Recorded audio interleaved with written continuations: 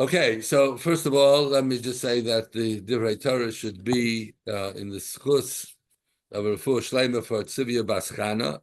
She's having surgery this afternoon.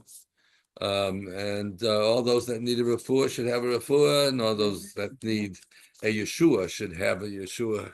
Be'ez Hashem Yisborach. So, Parshas Vayeshev. You know, whenever there are two Shabbosos during Chanukah is 8 days, so it's possible for there to be two Shabbosos. So one is Vayeshev and one is Miketz. It always falls out that way.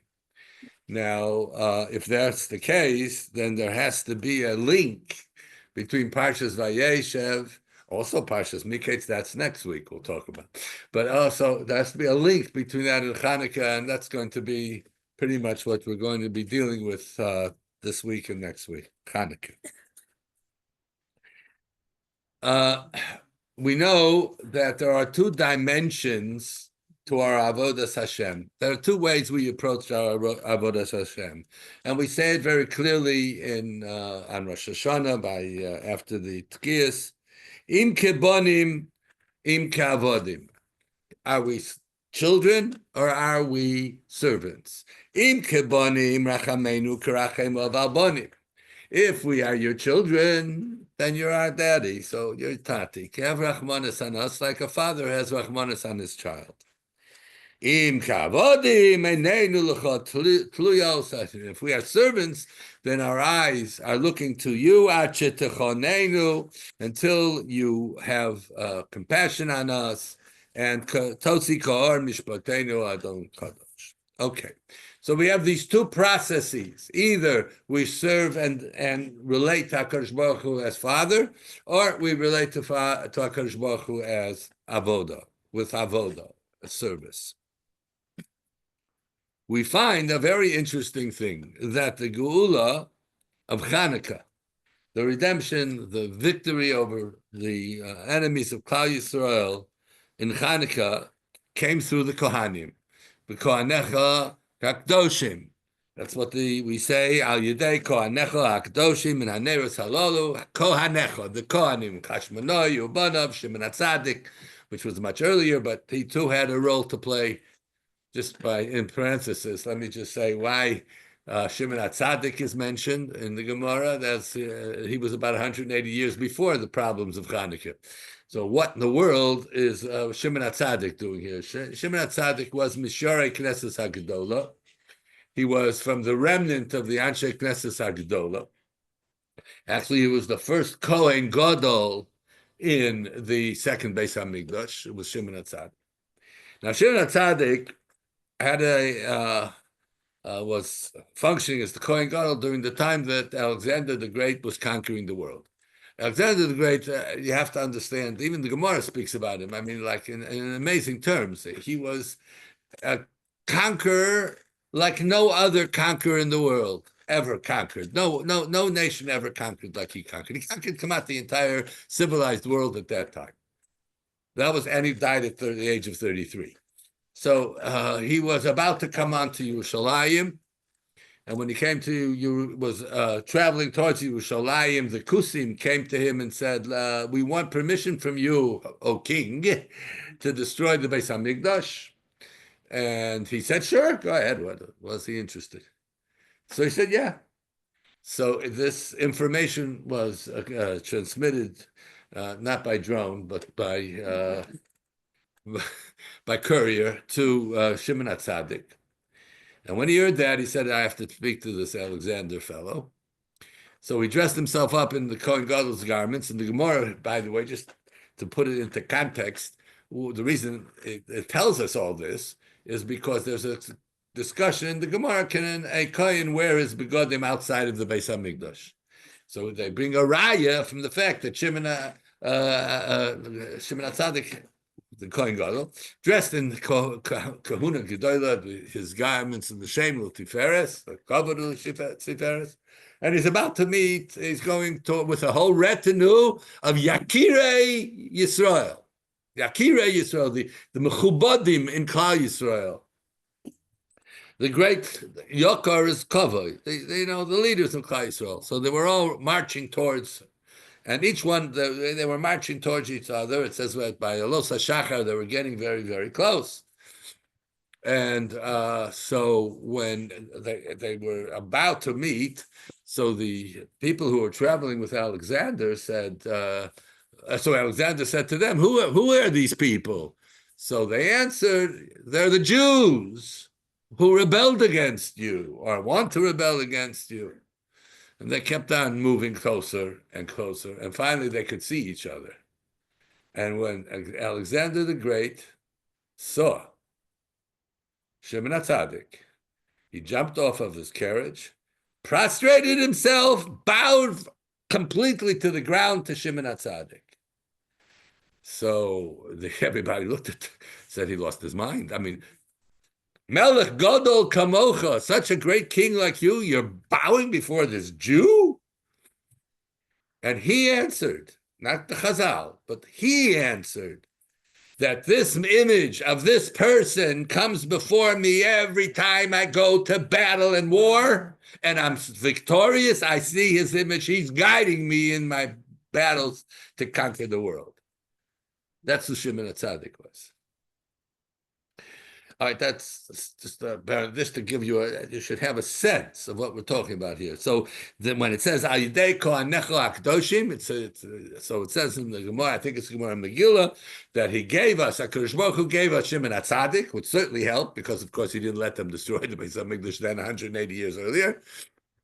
This was at the time of the building of the second Beis HaMikdash. He was the Kohen Gadol.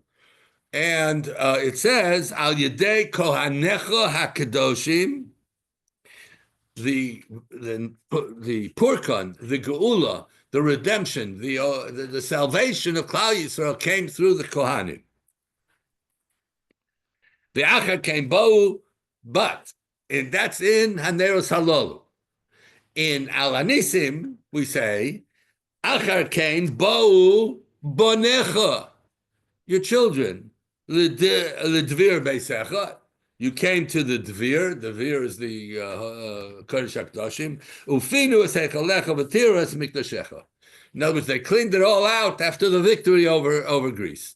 So wait a minute. First, you tell me it was because of the Kohanim. The Kohanim were avodim. The Kohanim were the Avdei Hashem. The Kohanim were the epitome of avoda, and now you're calling him bonim. What is the unique quality about Hanukkah? That the Yeshua came through the Kohanim, the Balei Avoda, who are referred to as Banim, your sons, your children. Okay, so that's the introduction. You know what the rabbi said. Before I begin to speak, I'll say a few words. But this sets the stage. 50, must be already 60 some odd years ago. They asked the Rashiva Rav Hutner Zochei Tzadik Livrocha, they asked, why is it? What happened? What happened? This is in the late 40s, early 50s. What happened? What's going on? Why is it that so many in the past generation were so tempted by the Haskalah? They were by the Enlightenment. So many of the elite, when I say elite, I don't mean elitism. I mean people who are the elite, the leaders of the Talmidim, the most capable, were pulled away from the yeshiva, and they joined all kinds of the secularists, they joined the communists, the revisionists, the socialists.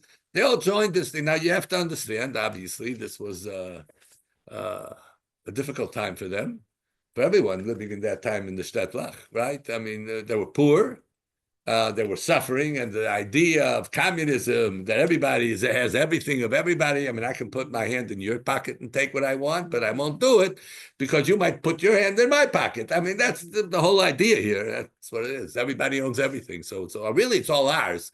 But what's in my pocket, don't take, because I'll beat you up because you're going to, that's the way it goes. Anyway, so they asked him, why Haskalah? What was it the Haskalah? Why were they drawn into this Enlightenment business? And he answered, that it was idealism. Communism was an ideal. Communism was selling the utopia of existence. And they were suffering, obviously, and they were, Jews by definition were idealistic. And this idealism drew them away from Torah. And the Gemara says that Chazal, that once in 70 years, a star rises and misleads the sailors. That's what Chazal say. Once in 70 years, a star rises, and the sailors, of course, navigate by the stars, at least then, and that it misleads them because the star, once in 70 years is once in a lifetime. That means that every generation, says the Rosh Yeshiva, every generation has its unique tuma, its unique Yetzer Hara that attacks and seduces our finest youth away from Torah. Where is that written? That is written in the Gemara in Huriyas, Daf Yud Amud Aleph. It's a Gemara. So then the Talmidim turned to the Rosh Yeshiva and said, okay, that was in the 40s and the 20s and the 30s. Yeah, but what about now? What's our no, I don't mean today. This was 60 years ago. There was no such thing as woke. Woke meant when you overslept, they woke you. I mean, that's all that meant. But today it's a whole different picture. It's a different picture. So the question is, what's today? Then, he said, they asked, what is our world? So we don't, this is the beginning of the yeshiva world in America. So he answered, what's going on today, the Yetzer Hara today is the lack of Jewish pride. Jews were not proud to be Jews. And the Havdalah ben Yisrael La'amim, I put it to you this way, that there was a lack of understanding and appreciation of the difference between a Jew and a non-Jew. And they all wanted to be, like everybody else. It's another way of saying assimilation. Oh, that sounds like Hanukkah a little bit. No, isn't that what happened in Hanukkah? Hanukkah was the first time in the history of Klal Yisrael that there were misyavnim. They wanted to be Greek. No one in Bavel, when we were under Bavel's thumb, then they destroyed the Beis Hamikdash. There were no misbavlim. There was nobody that wanted to become like a Babylon. Are you kidding? Jewish pride. But they did Avodah Zarah. That's a different thing. They did Avodah Zarah well before. That was enough. That was a Yetzer Hara that was going on for a long time. But they didn't want to become like the Bavlim in the Kazdim, the Haman and Mordechai and all of that. They didn't want to become. They weren't misparsim. They weren't modayim. They weren't. The only time is misyavnim Greeks. What is it? What caused them to want to become Greek? You want to be like a Greek? Similar. There was somehow a lack of Jewish pride. There was something going on with Klal Yisrael that was very attractive by the Greek, when the Greeks, exploded onto the stage of history. There was nothing like this before. The only thing that was far greater than that was Maimon Har-Sinai. But after that, the Greek culture, the Greek civilization, the ideas, Aristotle, the Ramban says clearly that Aristotle's intellect was absolutely pure, clear. Anyone who didn't agree with Aristotle, was making a mistake. Except, as the Ramban says in Chumash, Aristotle, his thinking was amazing. His brilliance, even Einstein would have been happy to be in the presence of this Aristotle. But what? Hegis daito. His conceit got him to the point where he professed that anything he doesn't perceive by his senses, eyes, ears, brain, anything that he doesn't accept through his senses doesn't exist. So there is no God. There is no koach.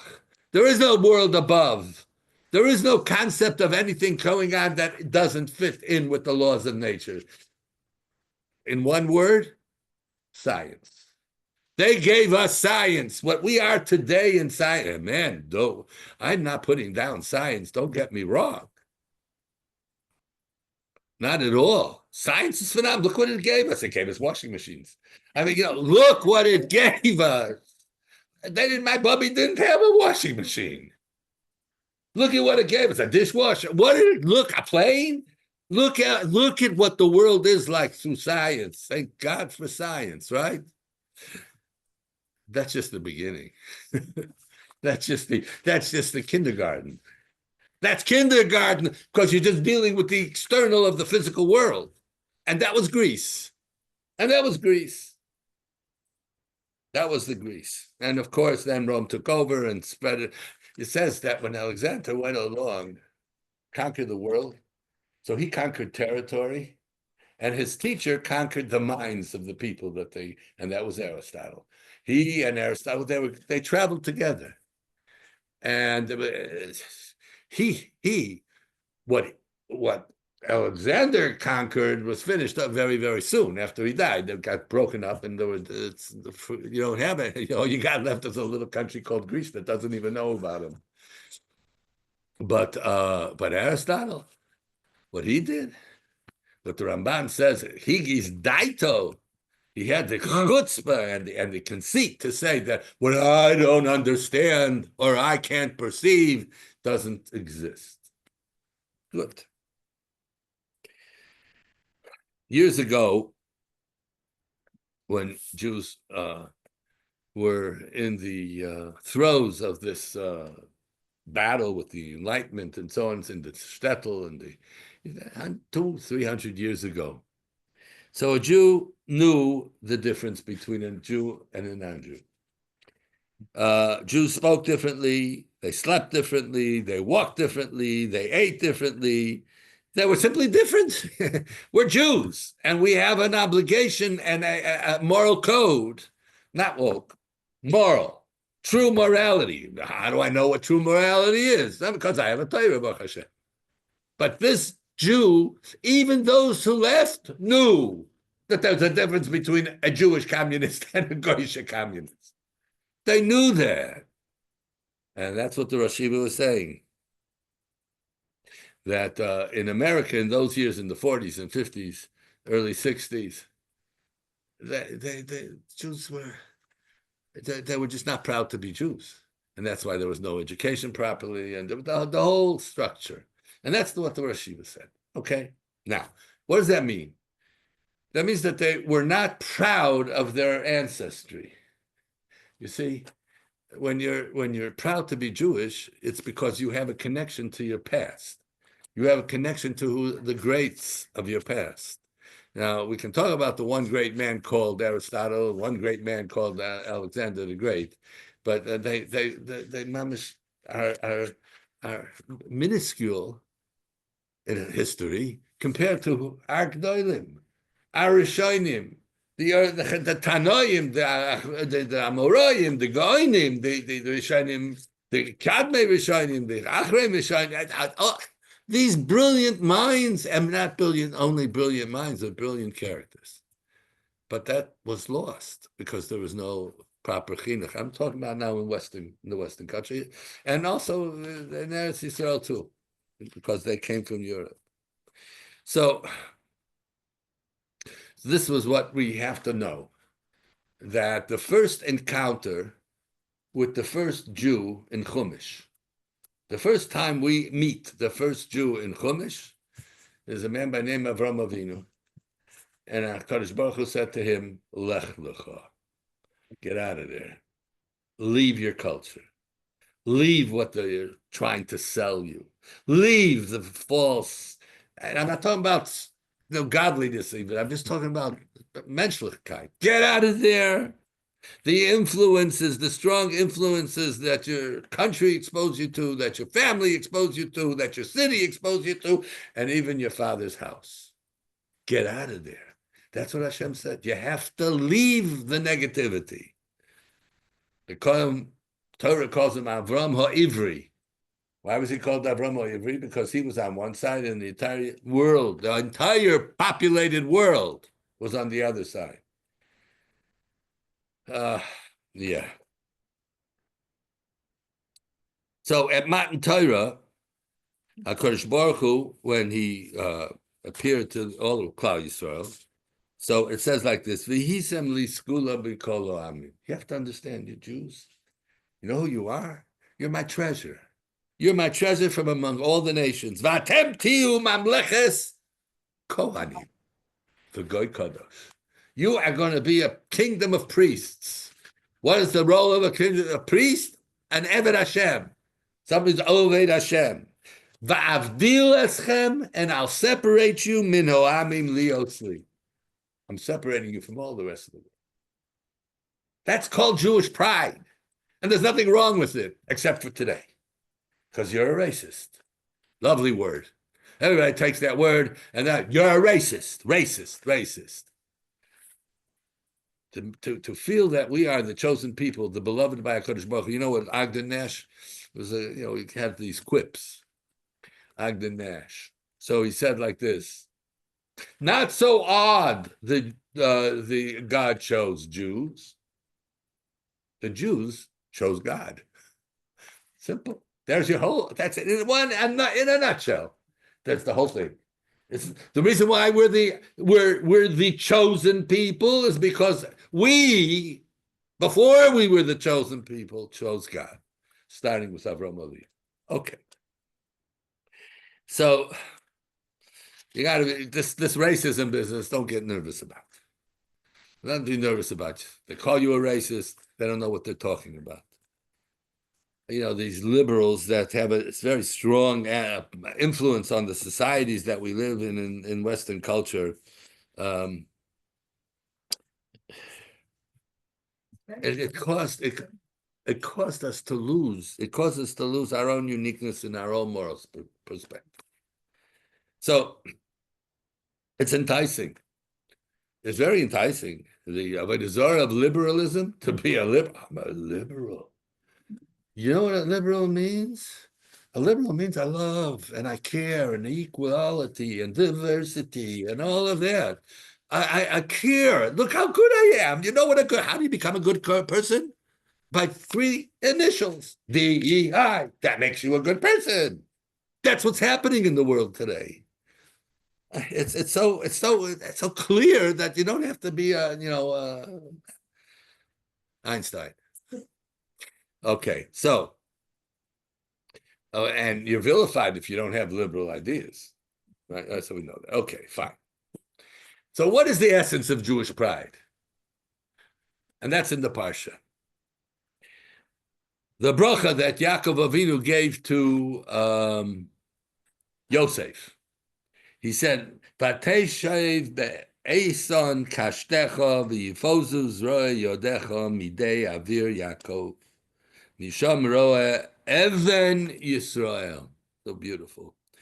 And his resolution remained firm, and his arms were bedecked with gold. Speaking about Yosef. This was why? Because it came from the champion of Yaakov. Who is the champion of Yaakov Avinu? It was HaKadosh Baruch Hu. And from then on, that's what gave him the power to be the shepherd of Israel and the builder of Israel. That's what the pasuk says. But he said, Misham Roye, he's the shepherd, Even Yisrael. An Even is the cornerstone. Like an Eben Moasu Aboinim, right? It's a cornerstone, the foundation of the entire building, of the entire structure of Klal Yisrael. Misham Even Yisrael. You want to know what the cornerstone of Eretz Yisrael is Even. And Rashi points out the word Even is a contraction of Av Ben, father and son, mother and daughter. Your connection to what came before you. And this is how, with this power of Even Yisrael, Yosef was able to overcome the seduction of Eshes Potifera. He wouldn't allow himself, he wouldn't allow himself to fall prey to such a phenomenally difficult temptation because it would sully his Kedusha. that his father put so much effort in to be able to give over to his children. That's what he instilled with into his children. The Shiftei Koh were infused with Avben, my father, my Zayda, my elder Zayda. All the Xeris of Greece wanted to destroy that. They knew that this is what is keeping Jews Jewish. So how do they do that? They made different decrees. One is obvious. It says, Kol psula shenisas tiboel lehegmon tchila. That at the wedding night, the first night, the bride, belongs to the governor. He's in charge. He can take her when he wants. And it was the custom, the law, even, that the first night belongs to the governor. So the Gra says, very interestingly, why? Because, of course, they wanted to interfere with the Yichus of Klal Yisrael. They wouldn't know who the father was. And even the mother, because it says, Kol Besula. And the word Besula in Hebrew is made up of Bas, first two letters is Bas, the daughter, and Vav Lamed Hey. The gematria of Vav Lamed Hey is 41. That's the same gematria as Aim. Besula is Bas and Aim. She contains within herself, she's a daughter, she is the daughter of a mother, and she will be a mother of a daughter. This is the connection. This is what they wanted to interfere with. And they were very successful. The other thing that they decreed against was bris milah.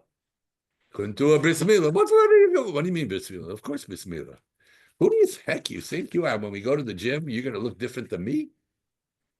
We're the same. Everybody's the same as well. Such equality.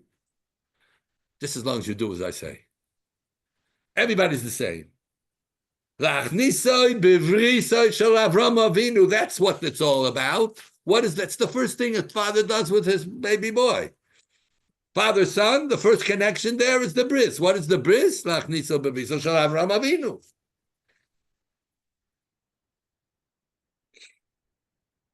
Yichus, connection to the past, is the enemy of Greece. What do I mean?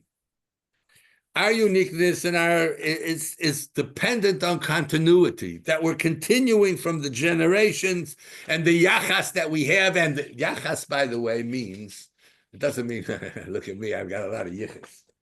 Yachas means that I have a connection, liaches, to have a connection to the past, with our ancestry, with the chain that leads all the way back to Sinai.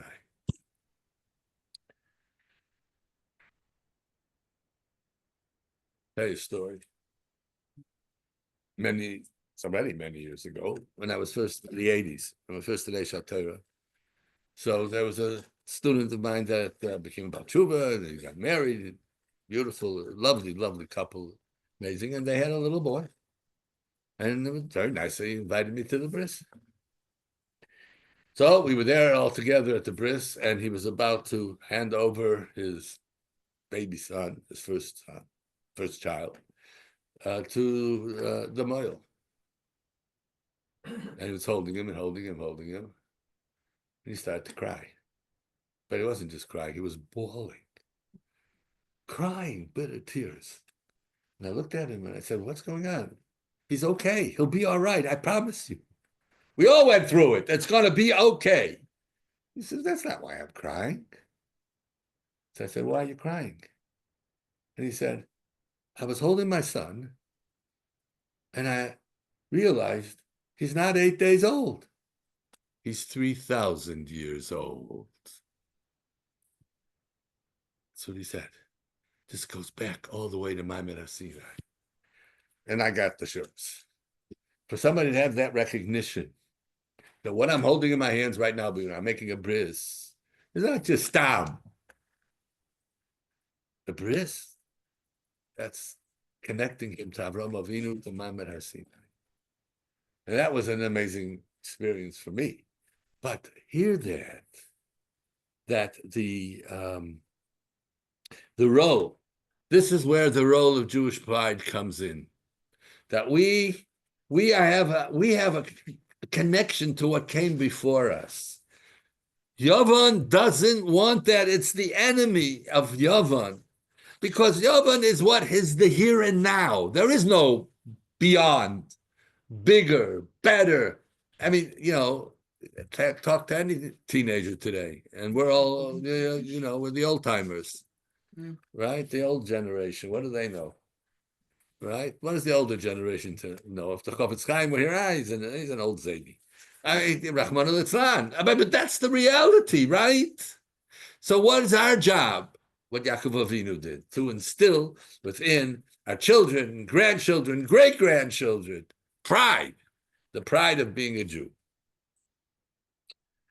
Chavivin Yisrael shenikru bonim lamakay. Yisrael, we're the children. We're the children of HaKadosh Baruch Hu. When we approach Hashem in davening, and we say Elokeinu, Elokei Avoseinu. Who else does that? If you'll excuse me, but there's no, the Muslims don't do that, and the Christians don't do that. We stand and we daven. What do we say? Why do we evoke our avos? Because that's our pride. That's who we are. They're our fathers. There was also a cute story about a little boy who was playing by the seaside, and a bunch of his friends were playing off to the side, and he was there by himself. They're just waiting, looking out. So a gentleman goes over to him, an adult, and says to him, little boy, why aren't you together with all your friends? Why aren't you playing with the boys? He says, I can't. I'm waiting. What are you waiting for? There's a big ship going to come by. And I'm going to wave. And the captain's going to wave back at me. So that's a little boy. You think that's all the captain has to do is to look out and see a little boy waving him. He's going to wave. He's running a big ship. No, he said, he's going to wave. How do you know he's going to wave? And he said, because the captain is my father. The Rebbeinu Shalom Avinu Shebashamayim. That's what Chanukah is all about. We're not just lighting little candles. That's the Persuma Nisa. It is phenomenal Nisim, and that we'll talk about next week, about the Nisim. But hear that. And the mitzvah of lighting the menorah is Ner Ish U Beiso. It has to be in your house. And if you're not home, and there's someone in your house that can light, you don't have to light, because it has to be in the house. Your house becomes a Beis HaMikdash Ma'at. The Gemara tells us, I don't remember where exactly this Gemara is. I think it's in Yuma. But the Gemara tells us like this. Listen to this. There's an amazing thing. When the Yevadim came in to defile, not destroy, Chas v'shalom, they didn't want to kill us. They didn't want to destroy the Beis HaMikdash. They just wanted to be like them. So the Yevadim, when they came into Beis HaMikdash, they were metameit, they were machalel it, all of that. And then they pierced, they had, there was a place, a wall called the Sarug. The Sarug, this was a short little wall that surrounded the entire Har HaBayis on the outside. On the outside, before you entered into the Ezras Nashim, before you entered into the Azorah, there was this srug that encircled the entire Har HaBayis. And they knocked 13 pirzos, 13 breaches into this. Outside the Har HaBayis, was around the Beis HaMikdash thing, it was inside the Har HaBayis. It was on the Har HaBayis, yes. Before you get to the Beis HaMikdash, yes. Yeah. Is there a problem? No, but you said it was outside the Har HaBayis and it's inside the Har HaBayis. Whatever. The Har HaBayis, it was outside the Beis HaMikdash. It was outside of the Beis HaMikdash, yeah, where you're not allowed to go if you're Tomei. So that's the Srug. They made 13 breaches into the Srug. So the Gra explains why Dafka 13, because 13 is the gematria of Echad. They did that intentionally. They Yes, they were brilliant. Okay. Brilliant. They knew more, they knew a lot about us. Yeah. And they wanted very much to disprove us. So in order to disprove us, they had to learn a lot about us. And we were pretty powerful. And obviously, because we have God on our side. But leave that be. They don't believe in a God. Anyway, so they made 13 pirzas. So the Chashmonaim, when they came in, and after the victory, they rebuilt those pirzas, those breaches in the Soreg. So the Gemara says, why the Soreg? Because that was the boundary beyond which a non-Jew could not go. They could come to the Harabais, but they could not go beyond that. No one that was Tameh, and no one that was, and beautiful. What happened was that after they rebuilt the wall and those pirzos, so you can tell when there's a renovation of a new place, new bricks, new things, right? Anyone who passed one of those pirzos that was redone had to bow. They made a takana, the Chashmonoim made a takana, that anyone who saw one of the pirzos, they bowed. B'hishtachavo, pishut yadayim v'raglayim. So that means if somebody was circumventing the Harabayis, then what? They had to bow 13 times.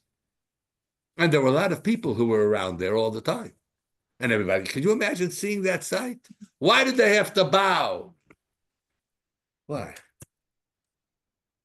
So that's a Gemara that gives different explanations of the Hashem Agdula Agvur Tiferet VaNetzach V'Ahod. Right? So Rabbi Akiva says the word Hahod, one of the midas of HaKadosh Baruch Hu, is referring to the Beis HaMikdash. Hod is Hodah.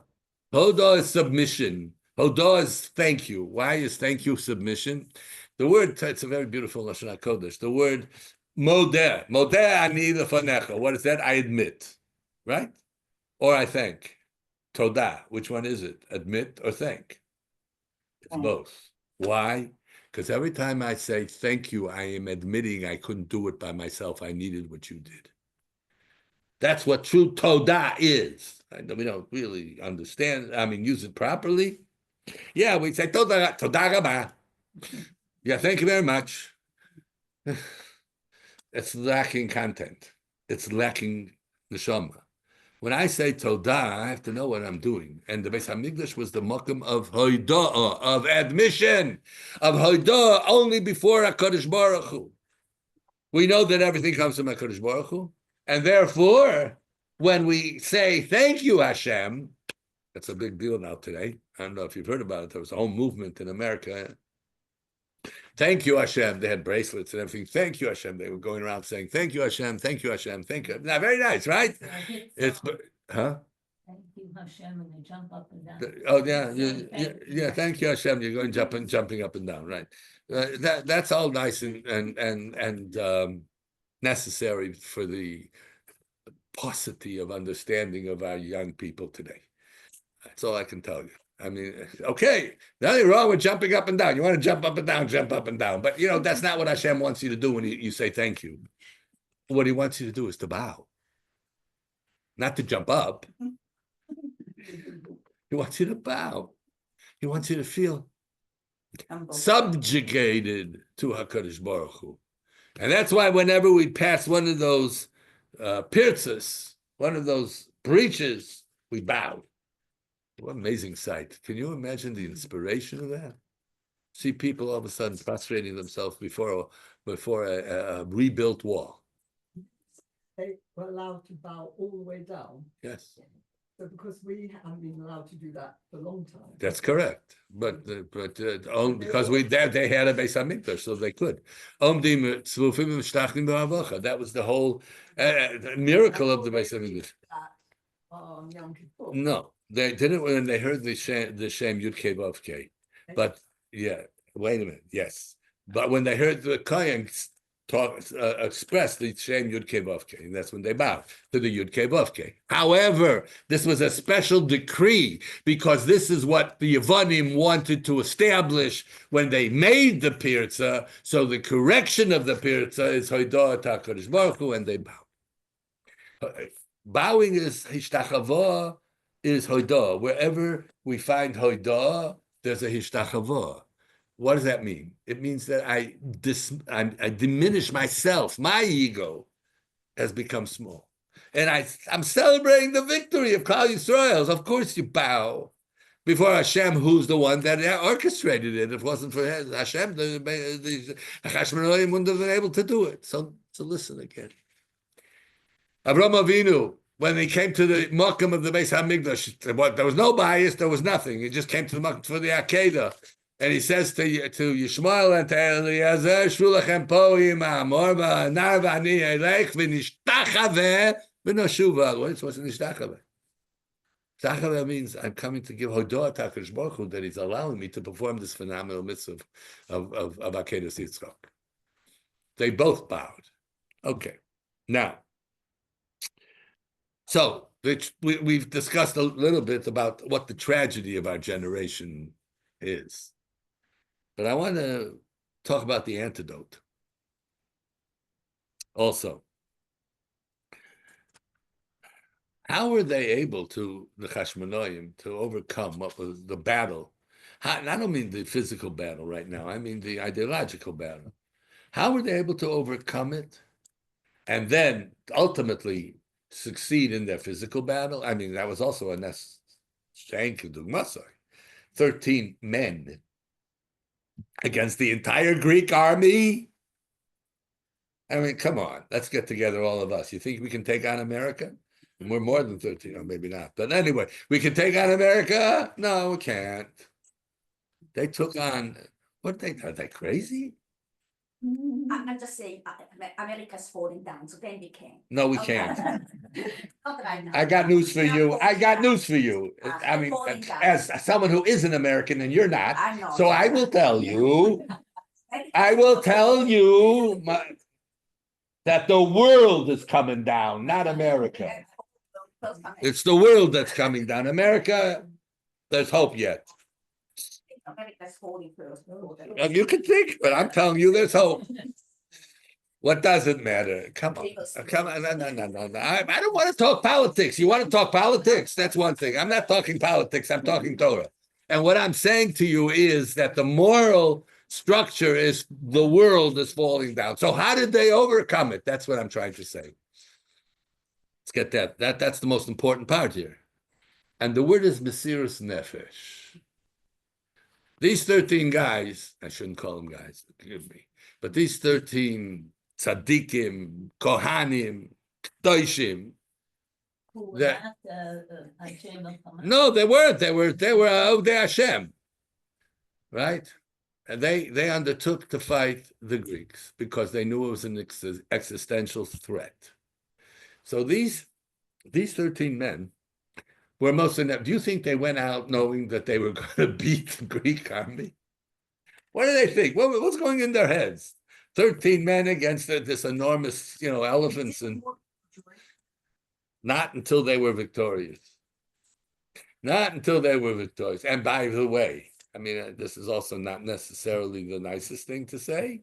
I mean, they were fighting many Jews because they were Misyavnim. Remember we said you didn't find Misyavnim, but you didn't find people who wanted to be Babylonians, you didn't find people who wanted to be Parsayim, but you found people here, Jews, who wanted to join this army.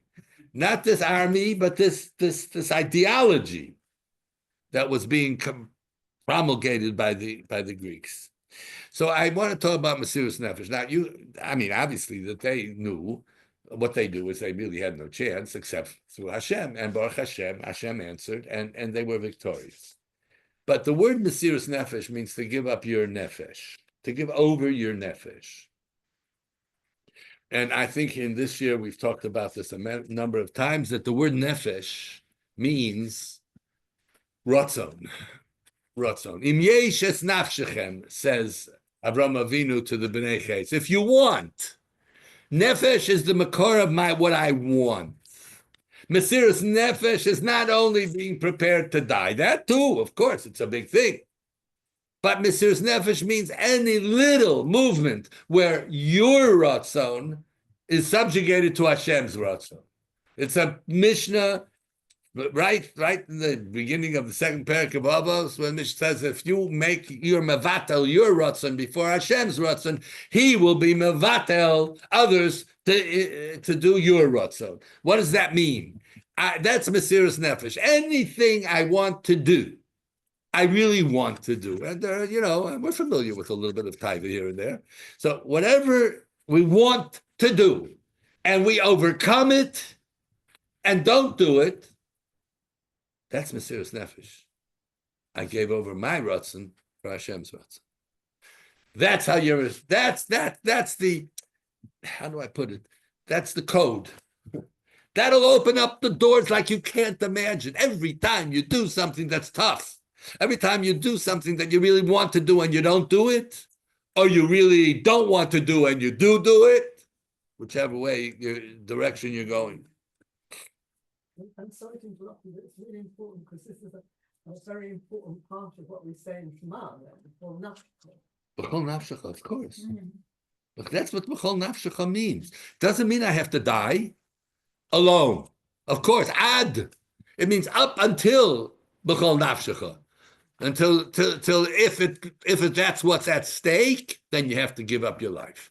But if it's not at that stake and you give up your nefesh, your Mesiras nefesh, so that's the same thing. It's in the same category as dying al Kiddush Hashem. It's a powerful thing. And with that, we have opportunities to do all the time. We think, Mesiras nefesh. And there's been a lot of Mesiras nefesh, don't get me wrong. I mean, what these young men are doing, it's like, it just breaks my heart to realize how many and how much and what it is and where they come from.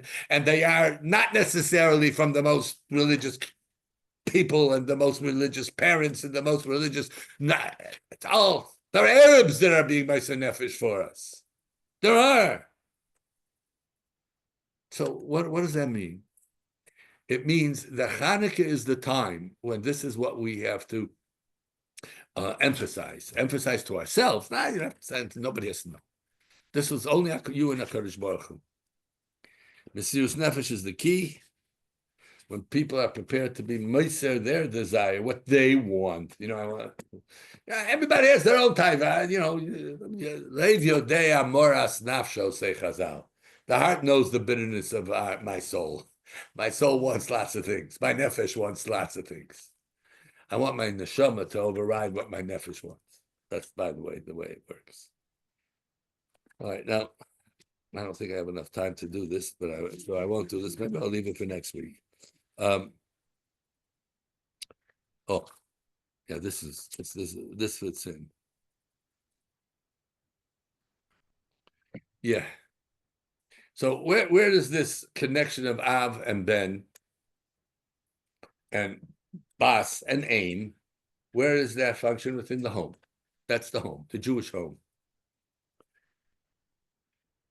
There's a pasuk, another Yeshaya, I think, in Perak Nun. Perak Beis. He says like this: "V'holchu amim rabim v'amru lechu v'nal el har Hashem." Let's go up to the mountain of God. The nations will say, this is talking about that time of Mashiach. El Beis Elokei Yaakov, to the house of the God of Yaakov. V'yaronu midacha v'neilcha b'archosav, and we'll learn from them and we'll go in their path. Ki mitzion teisei Torah dvar Hashem Yerushalayim. Well, familiar with that pasuk. It's a pasuk in Yeshaya. Good. What does that mean? Going to the house of Yaakov, the God of Yaakov. Hello, there was an Avraham too. And there was a Yitzchak too. What do you mean it's the house of Yaakov? Isn't it the house of Avraham? Isn't it the house of Yitzchak? So the Gemara says like this. It's not like Avraham that referred to the Beis Hamikdash as a mountain.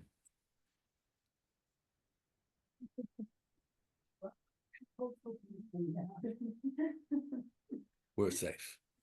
We're safe. It's not like Yitzchak who called it a Sodeh. Vayetze Yitzchak lasuach basoda.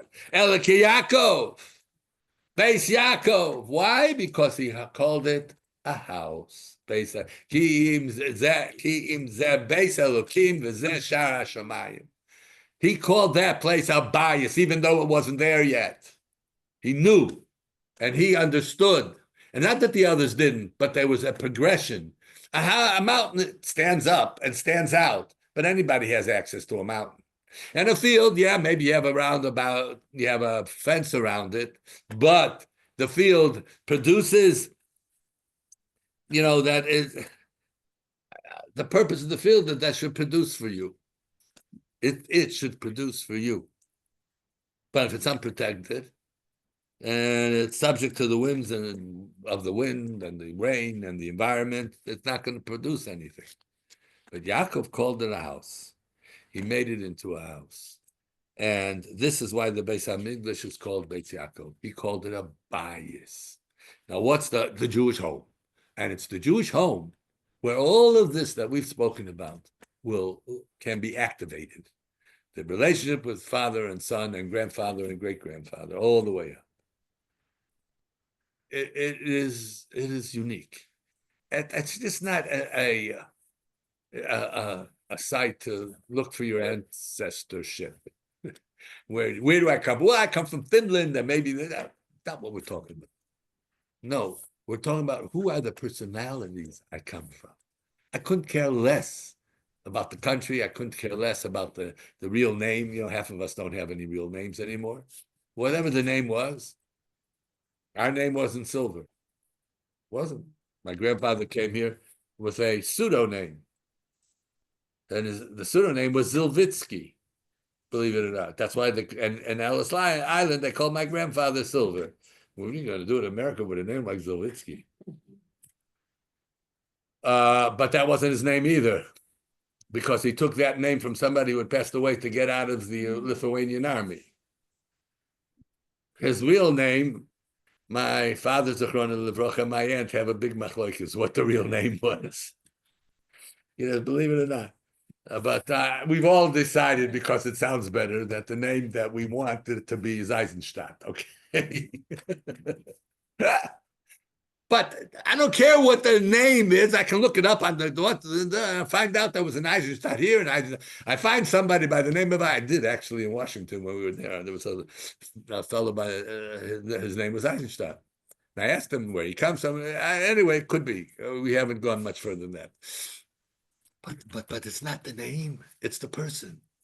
What kind of a man was my father? What kind of a man was my grandfather? What kind of a woman was my elder Baba? This is what is important for a Jew. And this is what Hanukkah is all about. And that's why we have this whole aura around Hanukkah and the bias. And Hashem should just give us the strength to help us with a true bias that's a Beis HaMikdash Me'at. And with that, we will be able to overcome all the adversaries and all the enemies and all those that are really trying. They haven't done it yet. And we have the guarantee from the greatest and most powerful of all, the Rabbanu Shalom, that they'll never succeed.